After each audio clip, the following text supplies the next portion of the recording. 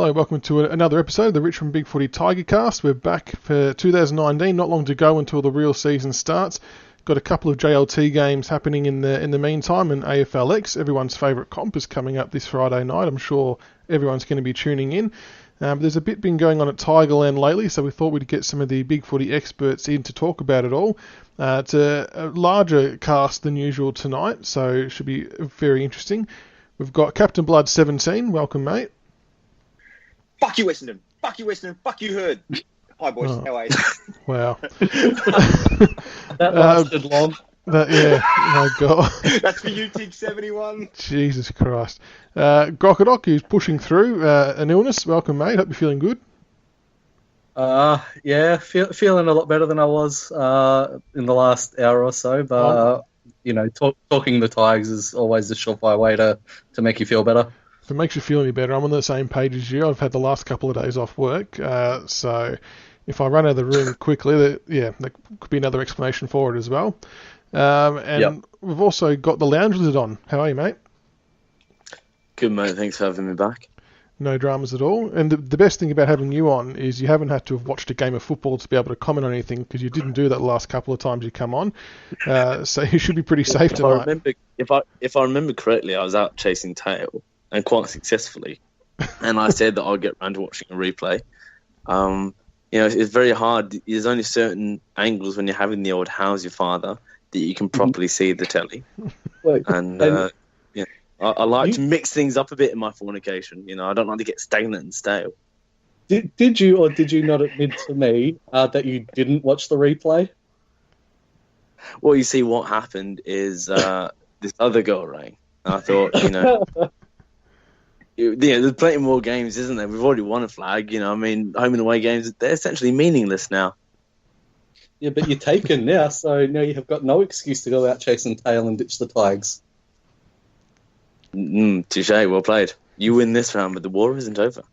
Oh, there we go. We can get the Lounge Lid on every weekend. You'll have a very thorough, in-depth review of games, because we'll be all over it now. It was interesting, just before we get so terribly carried away, to go back to the point I sort of just made in all my silliness before.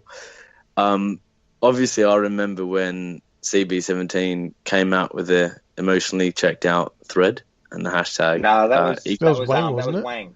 That was Wang. I was Ekai. Yeah, it was the emotionally checked in one.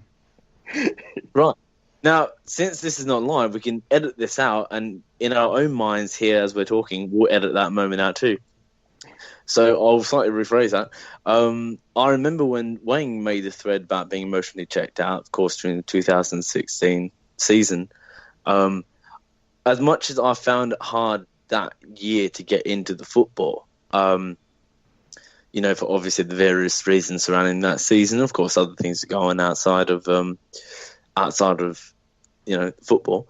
I actually found last year quite a hard season to focus on coming off the Premiership. So a few people commenting that it was hard.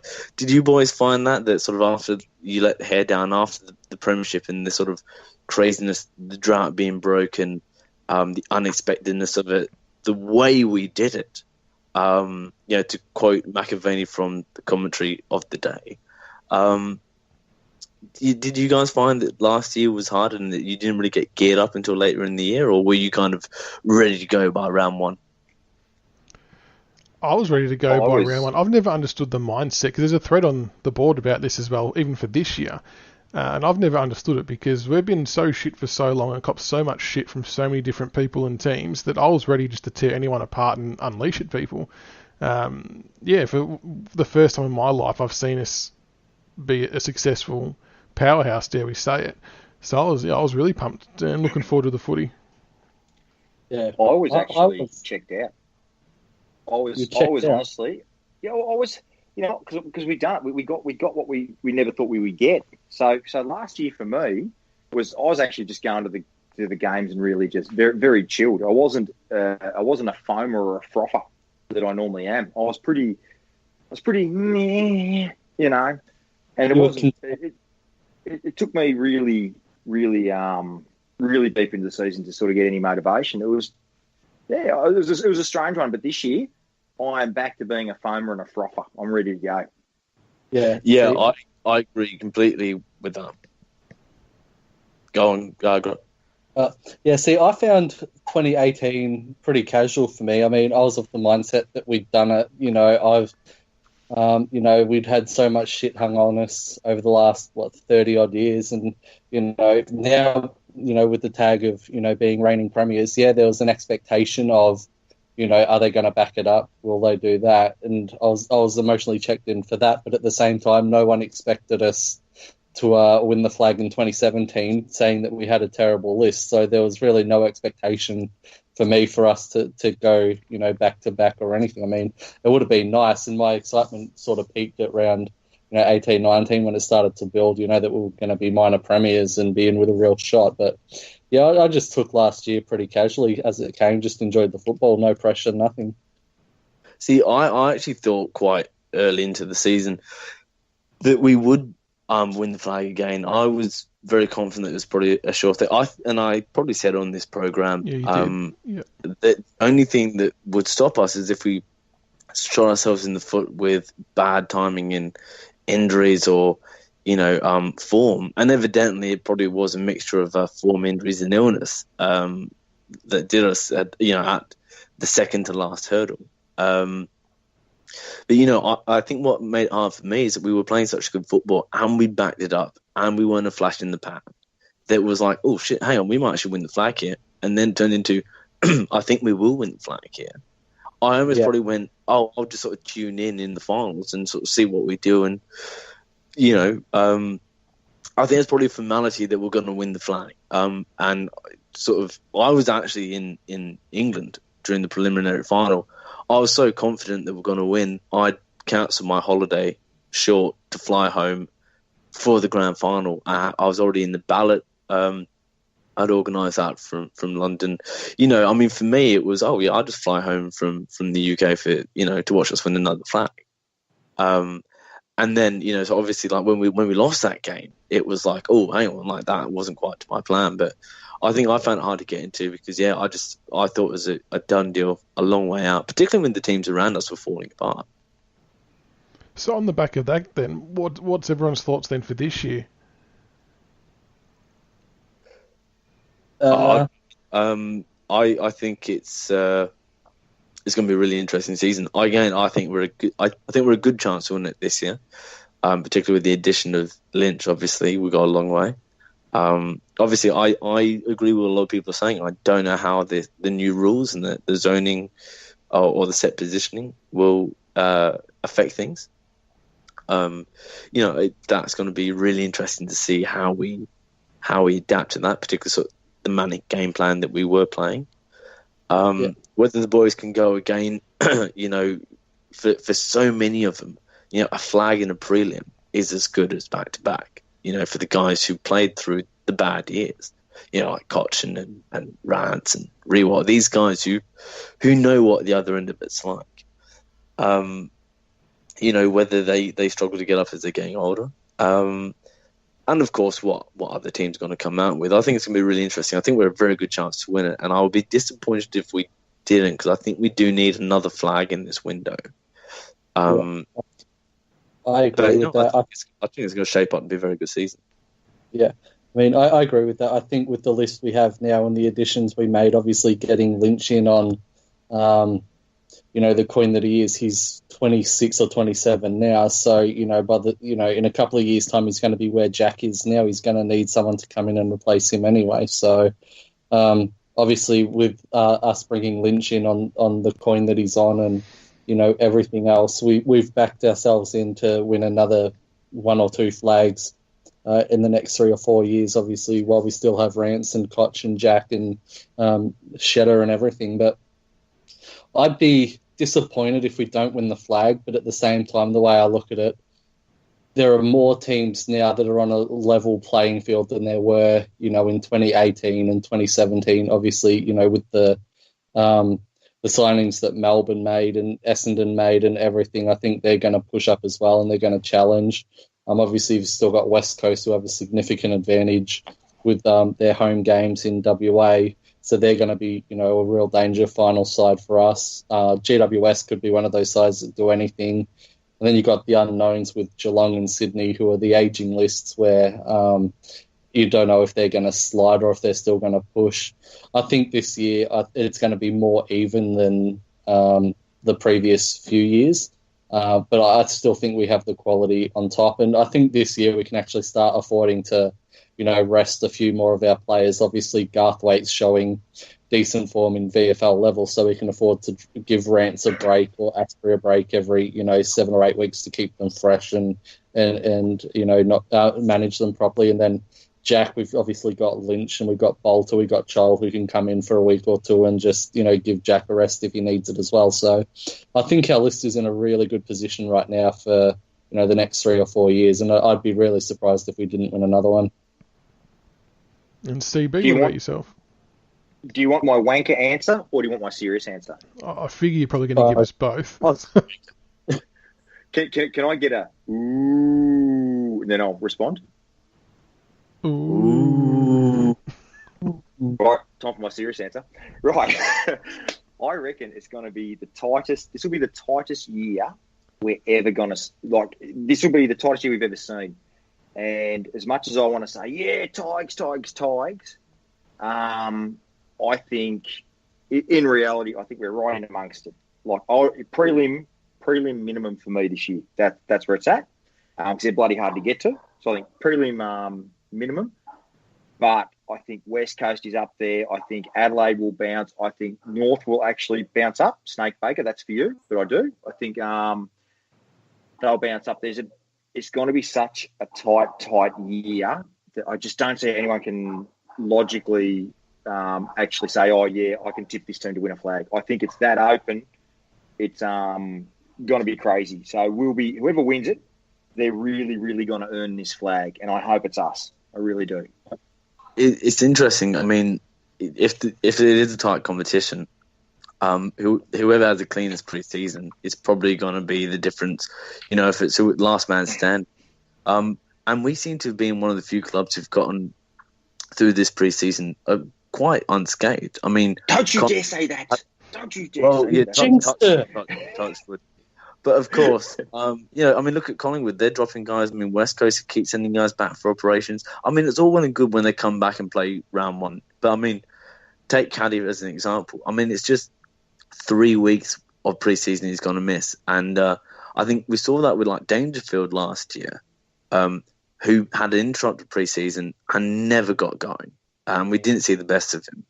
So I think whoever can get the healthiest preseason, could go a long way as well. And I think it's been really interesting. There's been a lot of clubs who are going through very hard, high-intensity intra-club matches, scratches, trials of the new system. And if anything, I think we learned from last year and we've pulled right back. We've been having a very casual preseason, and I think we probably learned a lot out of last year where I think we came out too hard too early. Am I the only one who gets really nervous every season with about 3 weeks to go about injuries? You get so close to round one and then you get really, really, really nervous about injuries. Am I the only one who gets like that? You get paranoid like that. Every time you see a tweet or an email from Richmond, you're like, oh shit, what's it going to be about? Yep. Especially when you see all the other clubs, getting injuries and that, and you're just like, oh shit, when's it going to be us? When's it going to be us? When's it going to be us? Right, you made a point, I think, on this program last year that, I mean, we've been major injury free for not a couple of seasons now, but I mean 5 or 6. I mean, we really, the credit to our strength and conditioning physio guys is a massively underplayed aspect of our success.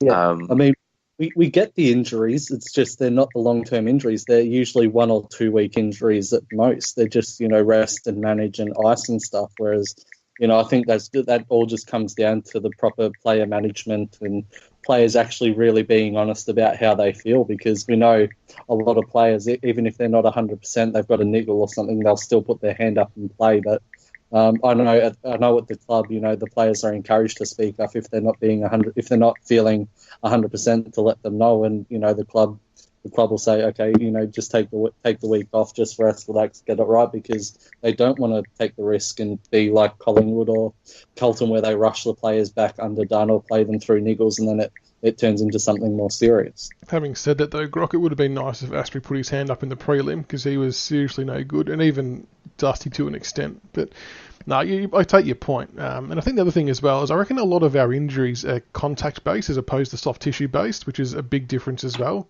Contact ones, you can wear that. It's a physical sport. It's going to happen. But we don't have a big amount of hamstring injuries or calf injuries and things like that seem to be really repetitive for a lot of clubs.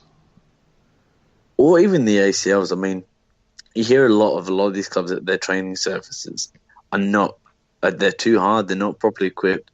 Punt Road, maybe perhaps since the cricket club moved out, we seem to have a training surface that's just not asking for these sort of injuries. Yeah, it definitely plays a big part. I mean, the hardness of a cricket square on a ground can't be underestimated. Like it's almost, you can't run on it. So to not have that there as a factor anymore is pretty huge. And then you look at a club like Collingwood, who are training on an athletic or running track, and the injuries they had or still have. It's no real surprise, to be honest. And I think it's something that as a club they need to seriously look at. All right, we mentioned Josh Caddy before. He's going to obviously be on the sideline with some ankle soreness for a few weeks. CB, do we play him in round one, or do you take the conservative approach and bring someone else in? Conservative approach. We don't need. It sounds a bit arrogant, doesn't it? We don't need, but I think we've got enough depth to cover Josh Caddy. As much as he's one of my favourite players, I think when you look at Liam Baker, Bolton. Help me out, boys. Who else am I missing? There's four of them. And keep in mind, too, Tom Lynch comes into the team. Even Townsend can play a role still. Townsend, that's exactly right. So there's that was the name I was actually trying to think of. So I think we've got enough depth there to cover Josh Caddy. And you never know the configurations. It's a new season. Obviously, there'll be different players playing different roles. There'll be change up. So, look, mate, Josh Caddy, long season. We won't need him to beat the Blues, mate. It'd be nice to give him that extra week or two, get him right, and play him when he's ready to go. I might be alone in this, but I'm always scared about playing Carlton round one. I know their overall ladder position should suggest otherwise, but round one each year, no matter the results from the prior year, they always get themselves geared up. They've got a point to prove to their members, to themselves, all that kind of stuff. As we saw last year, they got a pretty good jump on us, and we were obviously good enough to reel them back in. But I don't think the game's going to be as easy as what a few people are making out to be. And that just might be the old school Richmond in me coming out. But they're going to throw everything at us. And if we're sort of going to warm into the season, it could catch us off guard. What's the one common denominator each year? It's the umpires. We're the guinea pigs. We get screwed by the new rules every friggin' year. That's why I don't like us playing the first game. Because we're the guinea pigs with these new friggin' rules where the umpires are trigger happy with the whistle. They got 5 goals last year directly from 50-metre penalties. The guys running too close to the man running through. We got absolutely torched. The last 2 years we've been torched by the umpires and had to pull it back. Whereas, as they relax the rules about 4 weeks later, then, we always get torched with that. So that's the only reason they'll be close. There'll be some new rule interpretation that we'll get raped on this year and away we go again. Yeah. I mean, there is one player we forgot to mention with the whole Caddy thing, and that's someone that we only picked up last year who I would actually say would be the replacement for Caddy, given that he can go through the midfield like Caddy does. But that's Mav Weller. I think Mav Weller would be the one that they do bring in as well, because, he's a crafty medium forward. He can kick goals. He hit the scoreboard for St Kilda regularly, and he can go through the midfield as well. So it all depends too. Yeah, it all depends because the reports coming out of it is that Higgins is looking to transition into the midfield. So if that does, I think we could probably see Higgins take Conker's role in the midfield, and that means, we have 2 spaces in the forward line. So obviously Lynch will take one, and that leaves someone to replace Caddy while he's out. So it'll be Higgins or not Higgins. It'll be Weller or Bolton, in my opinion. That'll be the the picks, or if Higgins does stay in the forward line, that'll be Lynch and Higgins in the forward line, leaves the midfield role, so that'll be someone like either Weller in the midfield or maybe a Riley Collier-Dawkins or a Jack Ross. I reckon Higgins is wasted in the forward line. Speaking of replacements, do you reckon Griggs on knife's edge with Ellis getting trained up for a wing? And do you reckon Bakahuli's on the edge with Makarov coming through the ranks? What do you reckon? I don't think Hooley's under pressure now at the start of the season. I think he would still be the first pick. I certainly think Grigg would be feeling the pressure. I don't know if Ellis really is the replacement for him. There's been a lot of talk of Bolter looking like the obvious replacement. But I think Grigg was showing signs of slowing down last year.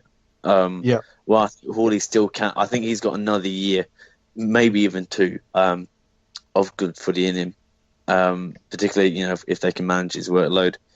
But I think Grigg certainly would be feeling the pressure. See, Hawley for me still got too many weapons for him to be replaced by Markov, who's still a little raw.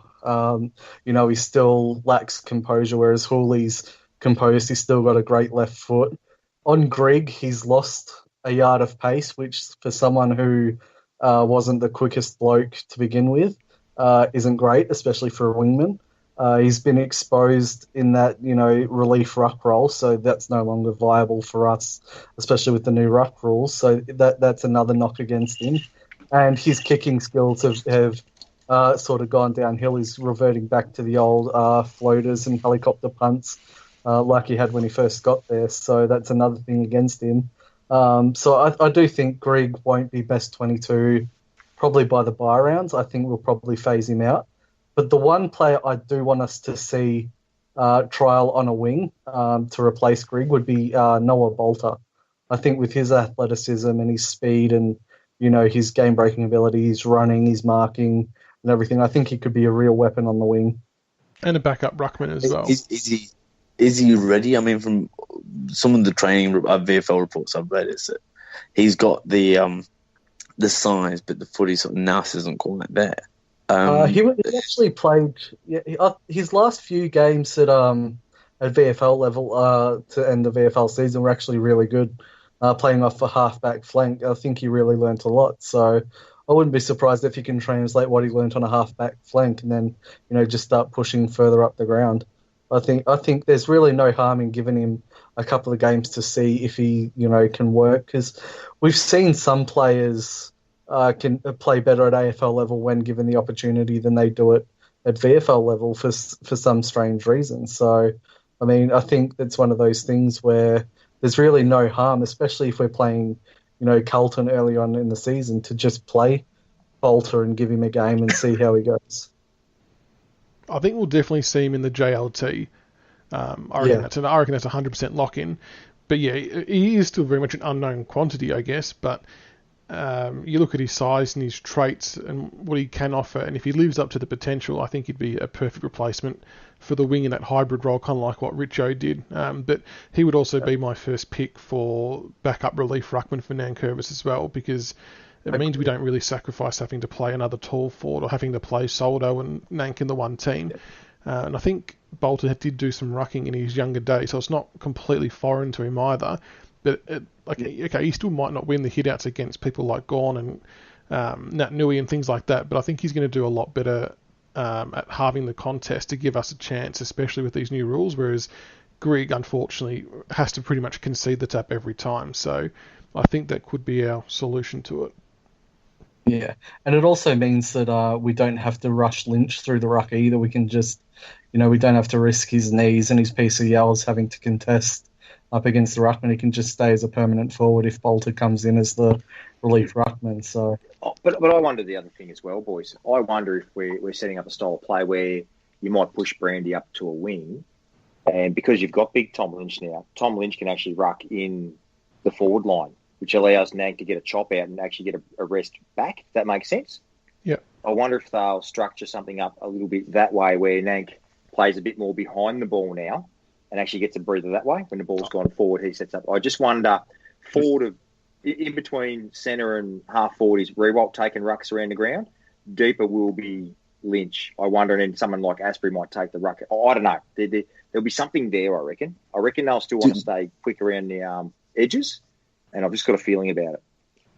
Well, that was my question: is do we run the risk of, toying with what works and trying to reinvent our own will and going too tall?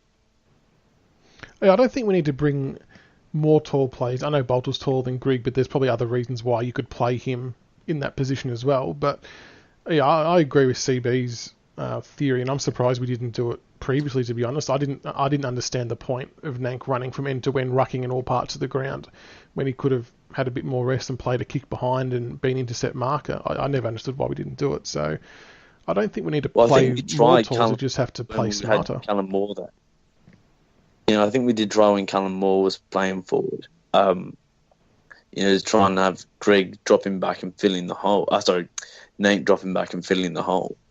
Unfortunately, I think unfortunately for Callum Moore last year is I don't think he was given enough time, and he's probably came into a very well drilled outfit and couldn't quite gel into it. But we're certainly trying to play the Lynch model that CB was talking about, I think.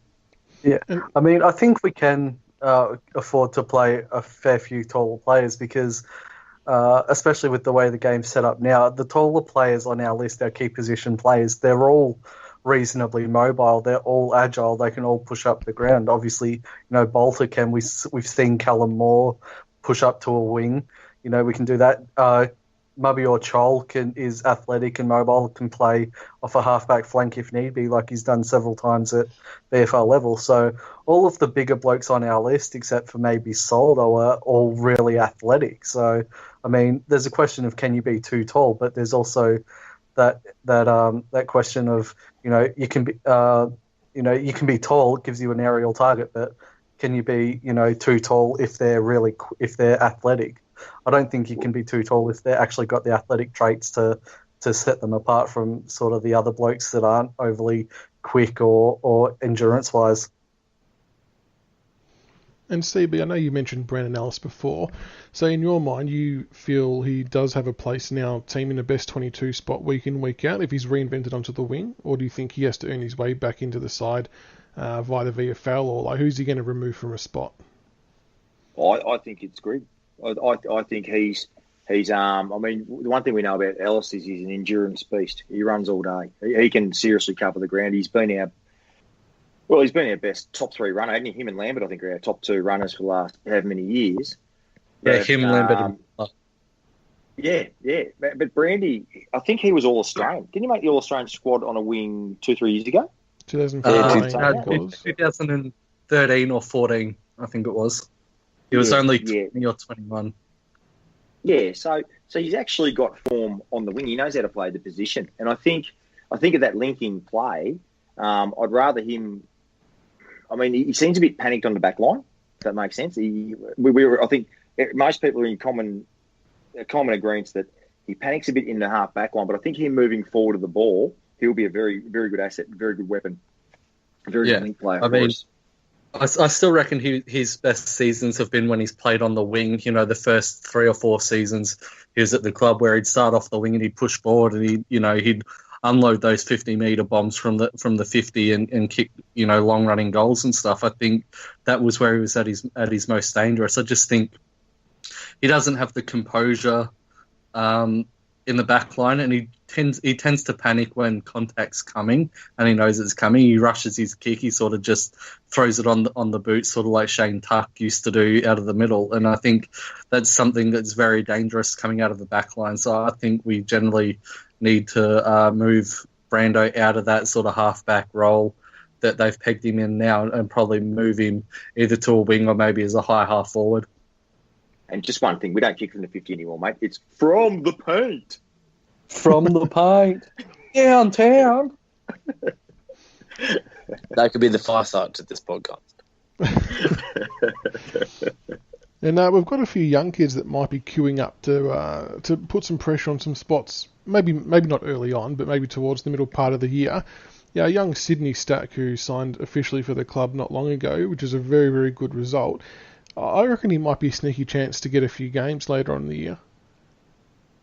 I think he's an absolute steal altogether. I think we've absolutely pulled one under the AFL here. Obviously, the circumstances were legitimate and he had to earn his stripes. But, I mean, all the pre-draft comments were that this kid, was sort of top 10 material.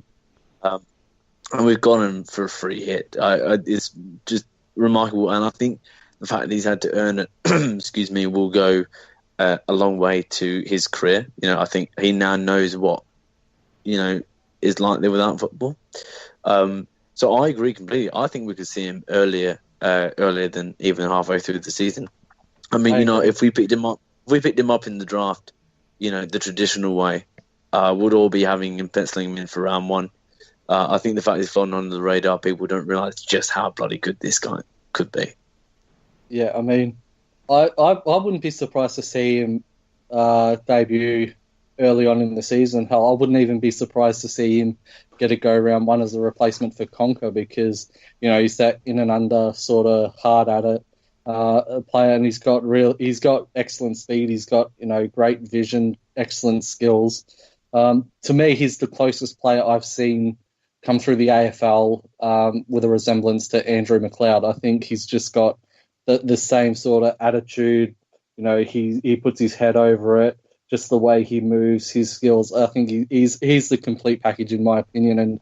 And he was the one after Riley Collier-Dawkins that I wanted us to take in the draft when he was still there. So I'm completely rapt that we actually nailed him outside of the draft. I think that was a free hit and it was an absolute bargain for us. I really wouldn't be surprised to see him play in the first 5 rounds, to be honest. And what about the other one you mentioned there, Collier-Dawkins and even young Ross? They seem to be ticking all the boxes at training as well. Do you give them a chance to play early on or midway through? With Riley Collier-Dawkins, I reckon he'll play a game before the bye rounds. But in terms of being AFL ready, I'm not too sure. He's still very wiry, still growing into his body. Whether he can actually mix it with the bigger framed mids in an AFL environment right now, I don't think he can. Obviously, he's got the size, he's got the kicking skills, he's got the marking, but I think right now we don't need that kind of player unless he plays off a wing, which is why I think that Jack Ross is probably the one of our draftees besides Weller who is the most likely to play early on in the season. He's pretty much a carbon copy of Jack Graham. He's got the frame. He's got the hunger for the contest. He loves cracking in, getting his hands dirty. He loves tackling. He's ferocious with his pressure. Loves to tackle with intent and try and hurt the opposition. And from all reports, he's really, really been impressing the mids and Blake Caracella with the way his attitude and efforts are going on the training track. So he's another one. If Sydney Stack doesn't replace Conker, I think Jack Ross would be a sneaky chance for a round one debut. And CB, there's been a bit of talk going on our board recently about dropping Asprey and playing him for Garthwaite. I'm not a fan of this at all, and there's no disrespect to Garthwaite. I think he's going to be a fine player. He's shown really good signs early on, but when we've had a backline as good as ours with the chemistry they've got, and with Asprey doing what he does, it allows Ranch to do what he does best. I think that's I don't know. I think it's a very risky thought process to drop Asprey for Garthwaite. Where do you stand on that one? It's funny. I'll backtrack on what we were talking about earlier. We were talking about the ruck conundrum.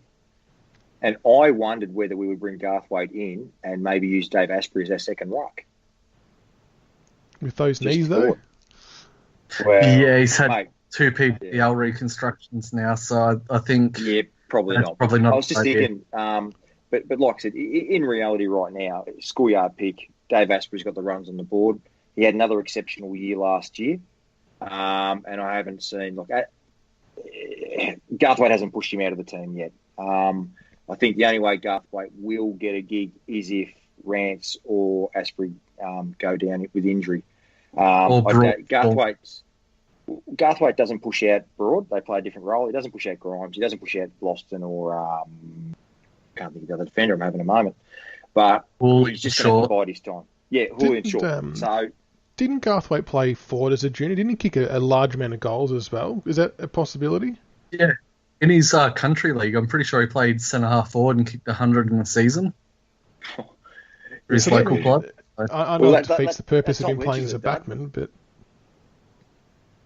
I just think, look, he's not ahead of those boys yet. They've got the runs on the board, but injuries and things.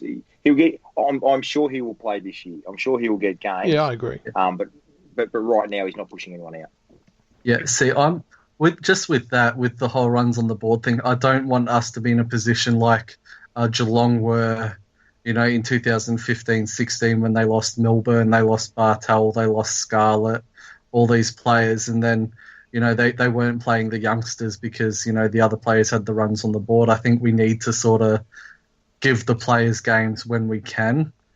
Just to give them a taste of AFL football, show them what the actual level required is, how the game's played, just the pace of it, just the frenetic energy that's needed and everything. So while I think, Garthwaite isn't going to replace Asprey or Grimes or Broad or Rance, I still think we need to find ways to give him exposure at AFL level because we don't want to get to a position where we've constantly relied on Rance and Asprey to play, the positions until they're 32, 33, and then have someone come straight in with no exposure and have to lock down a defensive role from the get-go. I think that'd be the wrong strategy to do. We've seen Geelong, and to a lesser extent Hawthorn, really suffer from going down that way. Well, I think the thing is as well, Asprey's only 28. And now this 666 rules come in, you're going to need two big boys down back to take the gorillas. Like, you'll still need someone of Asprey who's a very good contested mark and a very good spoiling beast. You're still, like I said, I just see right now, but like I said, I'm sure that Garthwaite will get more games this year because it's just, the durability of Asprey and Rance the last 2 years has been fantastic, but, it's not going to last forever. Yeah. Unfortunately.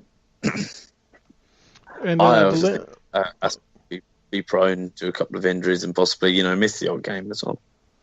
Yep. Yeah, definitely. I think he's too good to not be getting games at some point during the year, but I think there's just a time and place to be able to do it, to get that experience into him. And the teams will come. What's that? That's my other point is that teams will come knocking for a guy like Garthwaite. Oh, for sure. Well, if he's not getting exposure, I personally think we're very lucky to get him when Essendon came. They came hard. Yeah. There were a few clubs that came hard for him last year. I know Essendon did. I know the Western Bulldogs certainly did. They gave him from what I understand, they gave him a $400,000 a year contract over 3 years, which for someone who'd only played the 2 AFL games at that point, I think that was a lot of money. And for him to knock that back and stay with us, I think that shows that he's featured in our plans for this season. Otherwise, I don't think he would have stayed. And of course, believe it or not, Collingwood knocked on his door too, I believe. And that's actually not even being a dickhead. It's actually Collingwood were into him. So, yeah. And the Loungers, with your the amount of dedication you can show towards watching games now, what's your expectation with the JLT series coming up? Are you going to be tuning in? What do you think our aim and expectation is for the JLT series? Yeah, it's interesting. Interesting question. I mean, the JLT series now, I mean, it's a very hard concept to I think get your head around as a supporter and as a footballer. It's not, it's not a tournament. You don't get any full match practice in. I think it's become quite an obsolete element of the game. Frankly, I'd rather them scrap their AFLX sort of vessel that they're pushing and bring back the pre-season tournament. Given that in our competition, you can only win one cup. When the pre-season competition was there's only one of two sort of silverware you could win at any given time. So I think it was good for the game. But as to where I think we'll go, I think it will be a lot of kids, a lot of guys like Garthwaite, Markov, even Jake Hartz and stuff like that. These sort of guys, will be playing, and I think it'll be a lot similar to what we did last year. Really, get bolted. These guys, give them a taste, give them a bit of running out there. Probably, I don't think we'll see our 6-6-6 plan at all in JLT. Obviously, we'll have to set up with it, but I don't think we will. I have a feeling that we have a trick up our sleeve in regards to that, and I've got no real evidence to go off that, just the way they've been coy about talking about it and the way they've spoken about plans for the 6-6-6. So I don't think we're going to give anything away, because I do think we're sitting on something. But I think it'd be a very interesting insight into how we will cope with the rule change. And, of course, I'm interested to see how this rule works. I understand the theory behind it. I don't think it was needed. I don't think it was necessary. We've just come off two of the best seasons of not as a Richmond sport, of football in general. It's been high quality, everyone's going on about the scoring and this and that, but I was watching, because of course Fox Footy been replaying a couple of old games. Even the great old games from the SE year had moments in them. The AFL's crazy ambition to be bang on, full on entertainment, big bash for 120 minutes is just bizarre. Every year, I think probably since you guys have ever started watching football, the start of the year comes out with a bang, with everyone's fit and fresh. Then in the middle of the year, when the rain comes and the grounds get sloggy, the game's quality drops. There's no doubt about that. It's the grind. And then, of course, coming to the nice part of the year with the finals, when the best teams stand up and the quality comes out and shines. Did you watch the grand final and think it needs 6-6-6 last year? No, I watched the grand final and thought, what a brilliant sport this is. Correct.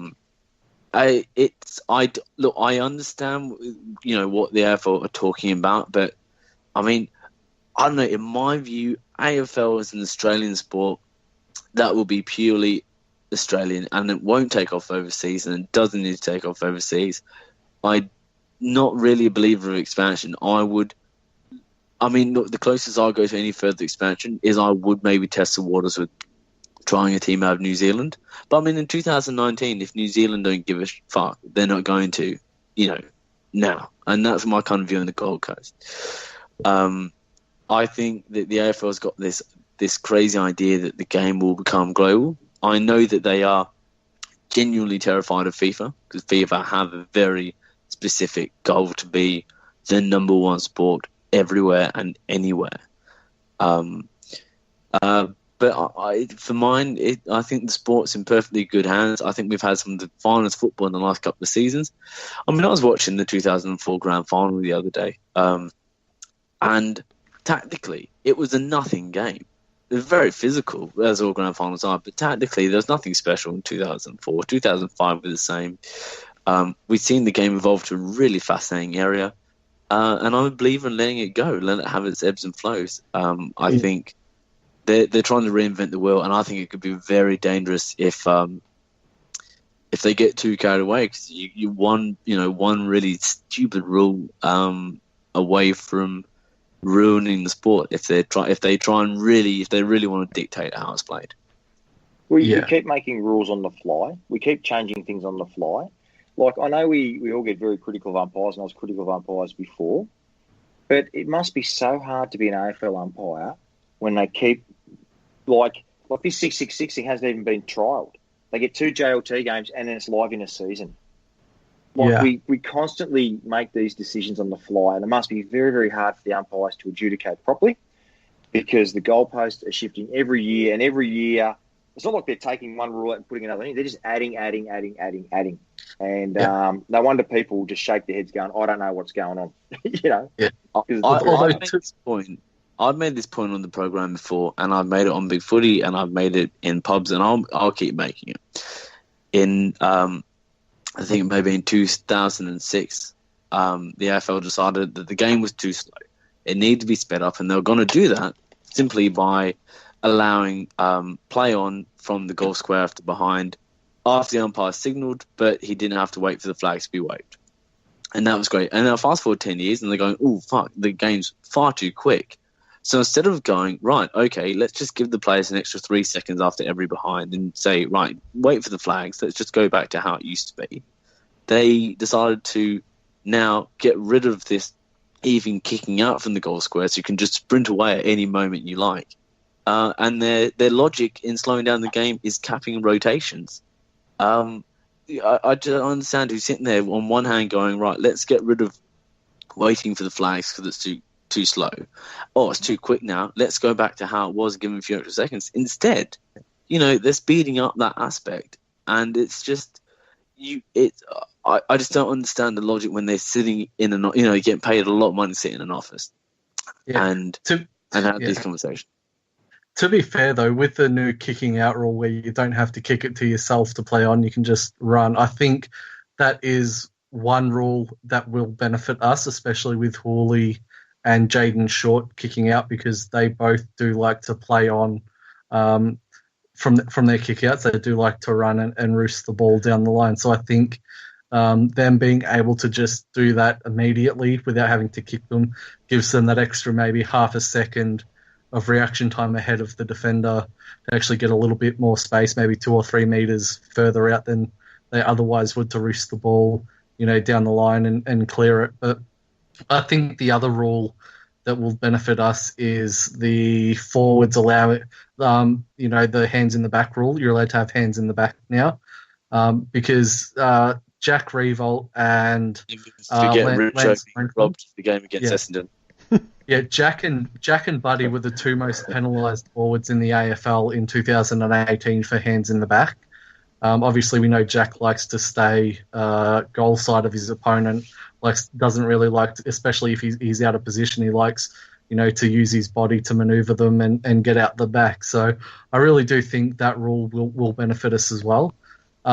But I think with the 666 rule, I think that's going to be really easy to adjudicate. It's not like there can be any grey area about interpretation. It has to be 666. It's something that you can quantify, easily with your eyes, or with the third umpire or anything. They can constantly monitor the positions. But it's just a matter of the rules these days. There are just so many interpretations, and each umpire is not on the same page in regards to what the interpretation is for each rule. There's just so many different opinions on how it should be adjudicated that makes things difficult and frustrating for the fans, because what gets paid by one umpire gets let go by another. But in regards to the question, obvious example of that is holding the ball. I mean, I cannot sit here right now and tell you what is holding the ball in 2019. Yeah, I mean, you have a look. I mean, the rule that they brought in about, if you drag the ball in, it's play on. It's holding the ball. But if an opponent drags the ball into you after you've already disposed of it, it's ball up. How many times have we seen players get pinged for holding the ball after the opponent has dragged the ball back under them and just held it there? I mean, some of the interpretations are just ridiculous. But in regards to the question Michael's asked about JLT and what we expect, I think the first game will see us play a lot of our VFL players and maybe a few best 22 just to see the development side of things and who will fit in, because there are still a few question marks in our best 22 side. Is Nathan Broad best 22, or will we see someone come in and replace him like, Markov, who offers us something offensively, or Connor Menadue? Will someone overtake Sean Grigg on a wing? Will, Bolton or Baker, step up and be able to play, in as a forward? But I think the second week will be where we start to bring back a lot of our best 22, and I think the rest of the ones, the best 22 for the season, and I think a lot of the other, I think we can have 26. I think we get the extended bench. I think they'll be made up of the players who are borderline 22 to see sort of how they fit into the structure and the game plan for round one. So I think we'll probably just see the first the first week will be, the draftees, Collier Dawkins, Sydney Stack, Mav Weller and everything. In round 2, the JLT2 game would be, obviously your Rance, your Dusty and everything. And then you'll probably see maybe Mav Weller and Chol and Townsend and stuff in that. They'll sort of mix it up and see who the depth players are that'll be thereabouts for the game against Carlton. CB, what's your thoughts for JLT? I think they'll do a mix. They'll do a mixture, I reckon. Or you'll find to be all managed. And how they do it, I don't know. They'll have X amount. Some players are going to play 3/4, blah blah blah, all the way through it. But probably the white elephant in the room is Tom Lynch. Who reckons he's going to play any JLT? No, I don't think they'll risk him. I think he'll play round 1, but I'd be surprised to see him play anything. Well, I don't even know if he's been in any intra-club matches. We haven't had any club. We've just done match simulation. I reckon he'll move into full. He'll play round 1 for sure, but I can't see him playing any of the JLT series. I think they'll manage him in the way we manage a lot of our blokes, which is excellent, and they'll have him cherry ripe for round 1. But I don't think he'll play JLT. But look, like I said, I think it's all suck it and see, isn't it? These JLTs with the 666 and everything else. So I think you'll find the bottom teams will go hard as hell because they've got to try and get their memberships and all that type of stuff up. But for blokes like, for clubs like Richmond, Collingwood, etc., I think we'll just use it to get some miles in the legs and just do some experimentation. Yeah, I definitely agree. I don't think we'll see Tom Lynch either until hopefully round 1. We're almost running out of time, but before I let you guys go, AFLX kicks off this Friday night. Well, to say kicks off, it's only on for one night. What's everyone's take on the AFLX? We've obviously got Jack Riewoldt as one of the captains, Alex Rance is playing, and Jack Higgins. CB, what's your thoughts on our boys playing in the AFLX? By all accounts, they reckon it's very much just like match simulation. They reckon in reality there's no real risk to it. And looking at what they're talking about, I probably agree. I'm not really concerned that they're playing. Dangerfield, there's a lot of stars playing in this competition. And let's face it, there'll be no wankers out there trying to hurt anyone. It's going to be just slap and giggle. I feel like it's going to be, if anyone's ever watched the NBA All-Stars game was on the weekend, I feel like it's going to be very much like that. Very little defensive work and tackling and pressure and just a lot of offensive scoring.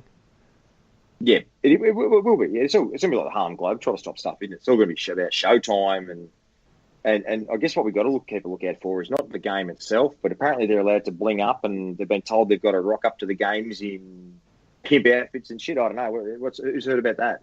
Yeah, not club colours. Costumes and nicknames on the back of their jumpers and everything. Jack Higgins will be a ripper to look out for with what he wears to the game.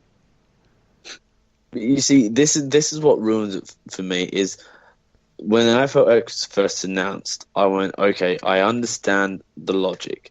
It's a very quick game you can play, in a lot of countries, because, there's only sort of half the countries that play cricket that have the pitches for it. So you got a game you can take to a basketball court or a soccer ground, and you can play with a bunch of mates. I understood the idea of it's a quick version of AFL that you could play in Europe and take to Europe. That had logic to it. All of a sudden, it's now this BBL franchise crap that they're trying to Americanize with nicknames, which I think is the most crass idea I've ever heard, and actually just about ruins the concept for me altogether. Dressing up in bling, trying to promote, if I hear one more bloody thing about Dangerfield and personality, I'll go, hey, the bloke's got the personality of a fucking stick. He's a flog.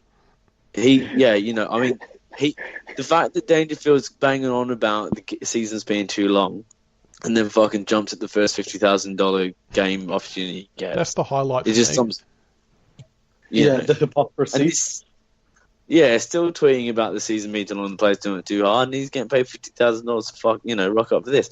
I think it's a joke because they had a good idea, and they abandoned it, and now they're going down this weird, warped AFL BBL style thing that no one asked for, no one wants, and isn't going to even achieve. The BBL brings the kids into admittedly, Test cricket's not for everyone.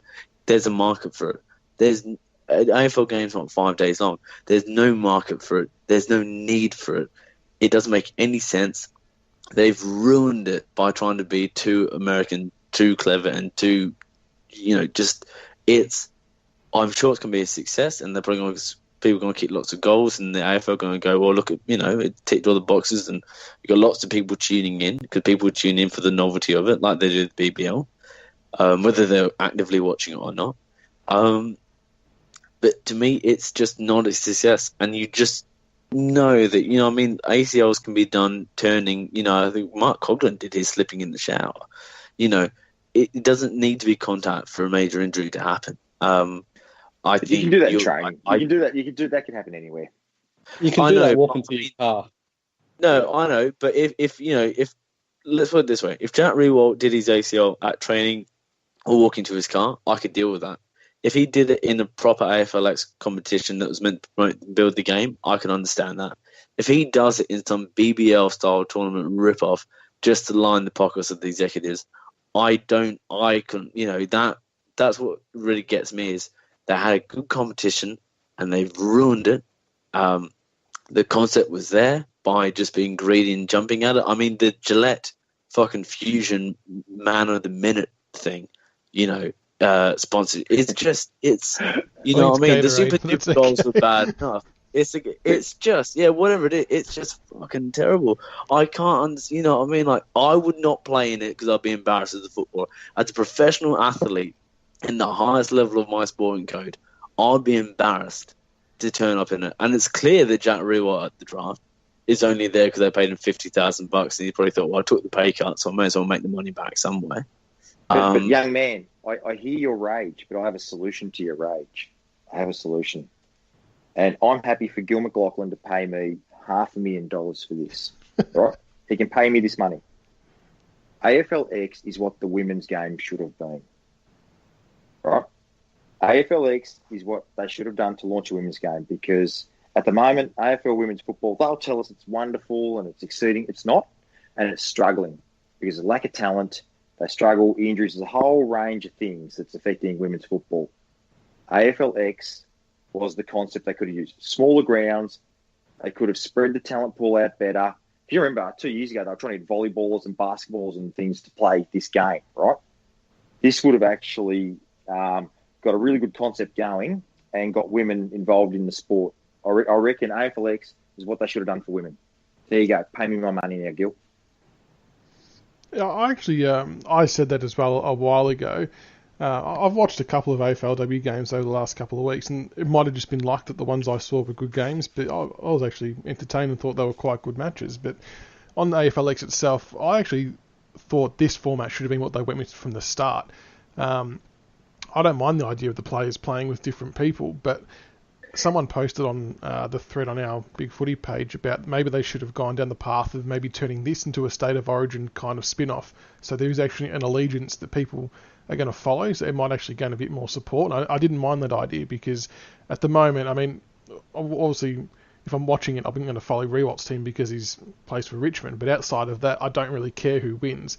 Whereas if it was State of Origin based, it might add a bit more of a competitive element to it. But I'm not too sure players are going to take it too seriously enough to warrant this State of Origin tag. Yeah, I mean, obviously you've got Jack captaining the Rampage, so we're going to be invested in that. And then you have a look, we got Jack Higgins and you got Alex Rance playing for Nat Fyfe's side, so obviously you're going to keep an eye on those as well. But I agree with you, Michaels. I think AFLX should have been sort of a halfway reintroduction to clubs of State of Origin concept. Obviously, you'd have Victoria, you'd have South Australia, you'd have Western Australia, and then the fourth side would be like the Allies. South Australia. But with the field size that it is, they could have actually had a full-blown Tassie team in there as well, which would have been a great thing to have too. I mean, I think they just sort of dropped the ball on this one. I think they either should have gone for State of Origin, or they should have gone down and maybe had it like a Rising Stars thing where it was only open to first and second year draftees players who haven't had exposure on an AFL stage, so, fans could get more invested in their club's youth and everything. I think I just don't think this current format, I mean, yeah, it's better than what they brought out last year, but I still think there are ways that they could improve it or make it a lot more marketable to the most avid football pundits. I think right now it's just a gimmick that they're pandering to families and young kids. I just don't think that they're alienating probably 50% of the footballing public. The diehard footy purists. They don't want to be the ones watching this. The only way that they'll watch it is just to take a keen interest in their players that have been selected. They won't be invested in the concept. It'll be the players that have been chosen. So, yeah, I really don't think this concept is going to work. You're right. Just to touch on what you're saying. Everyone's going to have it on their telly out of the novelty of having it on. Whether they're actively watching it or not, it doesn't matter. And if they get the ratings up, then they'll point at that and claim the success. Yeah. The biggest question I have when I look at AFLX or I look at, JLT, community games and everything, and I look great give back to the community. But again, I come back to the question of fundamentally, was there anything wrong with the knockout style FA style cup? Pre-season competition, the Wizard Cup or whatever it was, the NAB Cup. I mean, fundamentally, was there anything wrong with that concept? And would we not rather? I would rather have another pre-season cup and go, right, let's try and win. I mean, before the flag, we hadn't won the fucking thing since 1980. It would have been massive. There's only a cup to win. I would have much preferred us to gone, particularly in the bad years, gone in and tried to win. Won a pre-season cup than a AFLX cup. I mean, for mine, I bring back the full competition and I give it something to play for. I'll make them play for something. I mean, I agree. It gives the clubs down.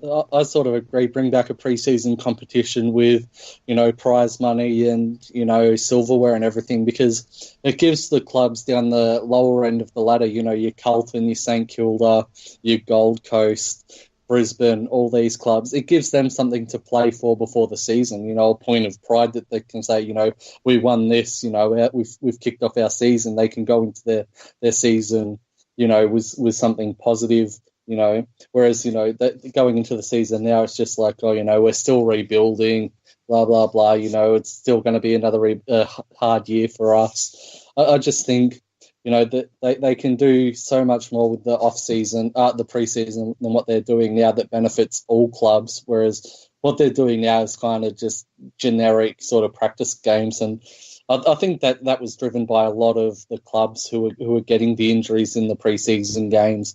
Earlier they wanted it, because it was originally 3 games and they cut it down to 2.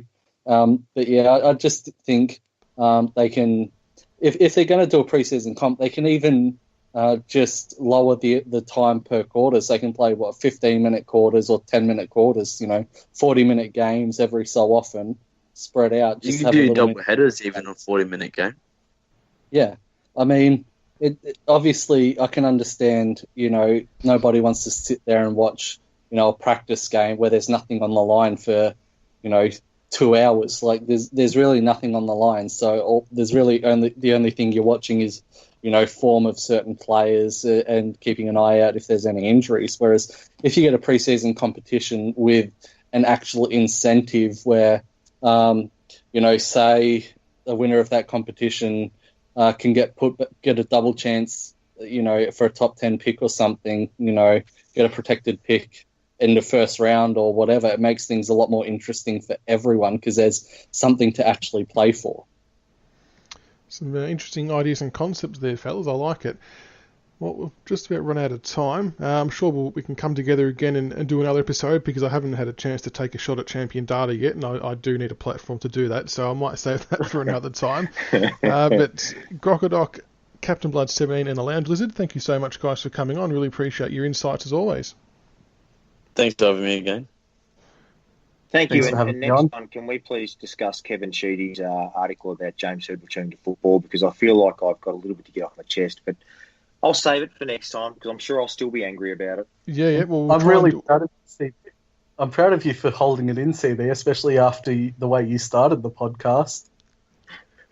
What goes on before we broadcast stays in what we broadcast. No, it was actually the way that you acknowledged Mike was with the fuck Essendon, fuck Essendon, fuck Essendon, fuck Herd. No, Did I really say? I sort of blanked out in a rage. I don't remember saying that. You just saw red. We'll make sure we come together again in the next week or two, and so we can get that off our chest, as well as how poor champion data are. But thanks again, fellas, for coming on. Until next time, go Tigers. Thank you. Go Tigers. Cheers, guys.